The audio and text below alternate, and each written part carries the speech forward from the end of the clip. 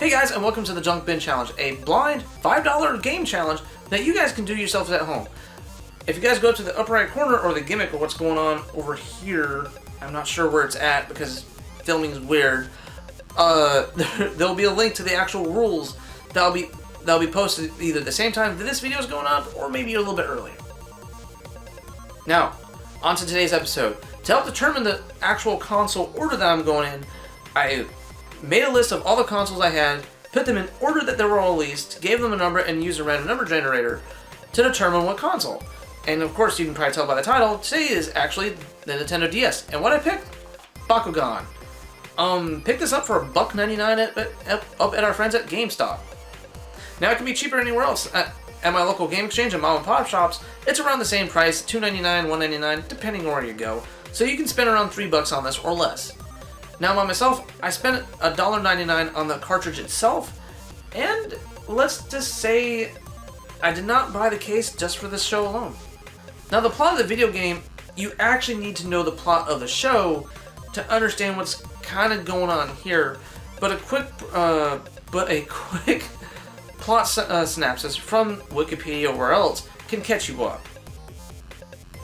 Now the plot of the video game is nothing special at all. You're a random character, which you can customize somewhat, by the way. You can choose their different shirt, their different pants, shoes, glasses, hair. It's a bare bones minimum character customization that we've seen in these types of games, which you will see your character a lot. So a little props there. Most of the time when they give you bare bones minimum character customizer, you don't see the character maybe like a handful of times. But no, you see your character a lot actually. Now the plot is specifically, you come across a Bakugan. The Bakugan has new memories. He ends up being your partner. He wants to show off his power by going into tournaments, and you enter multiple tournaments. You win them all. You come across a game-only character, I believe. I'm not really sure. Who just so happens to have memories of you. Says you guys are from the same dimension. It's a plot that you guys see coming a mile away. Oh, I should have said spoilers, didn't I? Yeah. It's a plot I saw coming a mile away, and actually, in the long run, I didn't mind it. Sometimes a predictable plot is a little breathtaker compared to some of the video games I do like to play that does have these mind-altering twists and turns, and you will not see them coming, and keeps you thinking. And sometimes, for me at least, I do like a plot where I can just lay back, relax, and know where it's going. But it's more about the gameplay. Speaking of which, this actually plays a lot more differently than it does in the real-life version. Which, really quickly, this is how you play the real-life version. Now, try to explain the real-life game Bakugan in the fastest... Now, try to explain the game Bakugan in the fastest way possible I can. First, each player sets out by setting one of their 3 gate cards on the field. Then, each player will take turns rolling little marbles on the field. And if 2 happen to land on the same card, they do battle. Boop. Unless it's the same player's Bakugan, then that person instantly wins the gate card without flipping it over or anything. And of course the objective is to win 3 gate cards. Now if 2 flip over on the same gate card, you take them off, you flip it over, you give them whatever powers listed on here. So we have a dark and a fire, so he gets 50, he gets 0. Which will actually... The listed power is 510 and 560. So this will actually make them equal. So if they're equal, they have the players have a chance to play their ability cards. They only have 3. They can only play the 3. Once they're gone, they're gone. So it'd be a case of like, okay, I play this, give him 60. If the opponent doesn't play anything, I instantly win. And basically that's it. And you guys keep repeating that, going back and forth until one person gets all 3 gate cards. And the funny part is that matches only last in real life around 5 to 10 minutes. Now take that, and the difference between that and this is that when you actually have manual control over the ball when it's actually on the field. Why? Because on the actual field, you'll have temporary boosts in power, as well as energy that can fill up an energy meter. And when that meter is full, you can perform a special shot.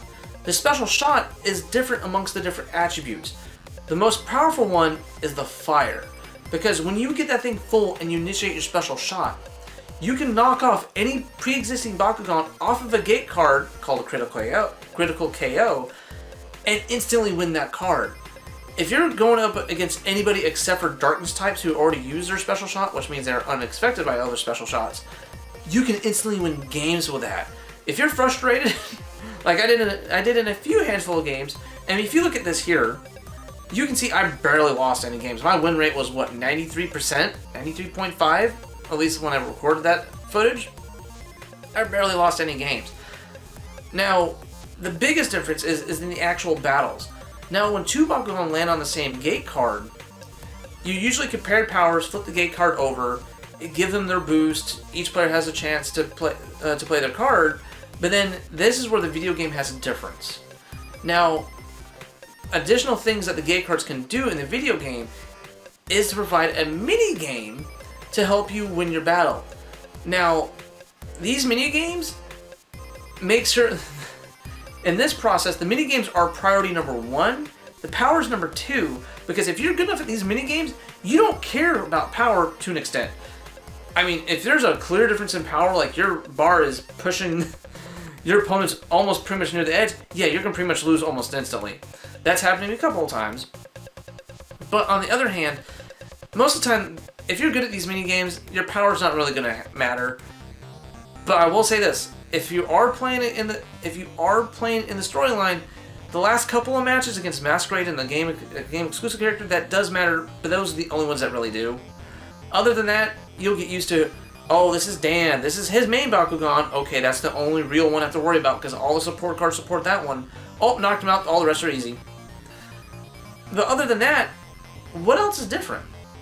Well, you can actually level up your Bakugan.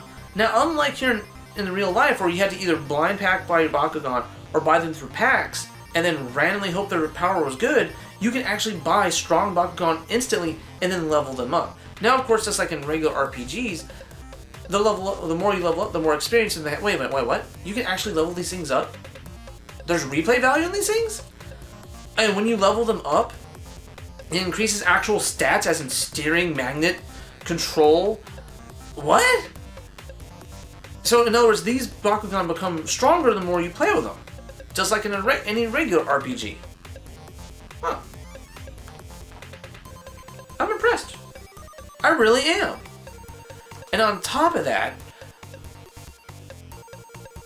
not only were your stats increasing, the power increases, but this is also essential too because most Bakugan can't use their special shots until they are at past level 2. So it is actually needed that you grind these things, or you can somewhat cheat, you can put them into the shop and dump money in them to boost them up to the next level, but of course, the experience needed depends on how much money you have, etc, etc, etc. But still, it adds replay value, and it adds enough difference in between the real life and the video game version to make me want to play this more. I'm not joking. Look at this here. I spent, at least at the time of the recording, over 16 hours playing this game.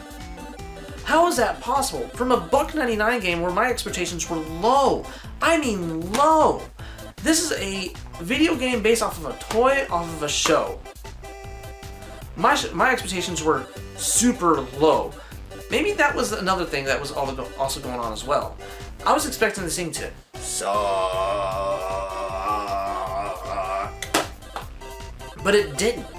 It actually was a not great game, but it was a good game altogether. And even then, even past after you beat the game, there's still replayability. You can still, there's completion bonuses for completing the game, from getting all the cards, all the Bakugan, from doing all the story missions. And on top of that, say like if you and your friends really love these games, you can actually link all of them together and face each other. Not only in one-on-one battles, but also in tournaments. You can schedule tournaments with this thing. What? Again, call me a little bit impressed. And on top of the tournaments, you can actually go back and select, you can actually play as Dan. You can actually go play as the Battle Brawlers, or Masquerade, or the exclusive game character, in a new level with their Bakugan against a person of your choosing. With the rules of your choosing. Wait, what? Wait, what? Adding a little bit more value in replayability and giving you scenarios that you can maybe play out. What happens if the video game character wanted to face Masquerade? Actually, now that I think about it, I think the video game character was in the show. Anywho, now what can I say about this scrappy little game from 2009 that cost me $1.99 from GameStop? Well, like I mentioned before, I did not buy this case for the sake of this episode. I bought this case because I was that impressed with the actual game. I wanted to give this game an actual place in my collection. I was that impressed.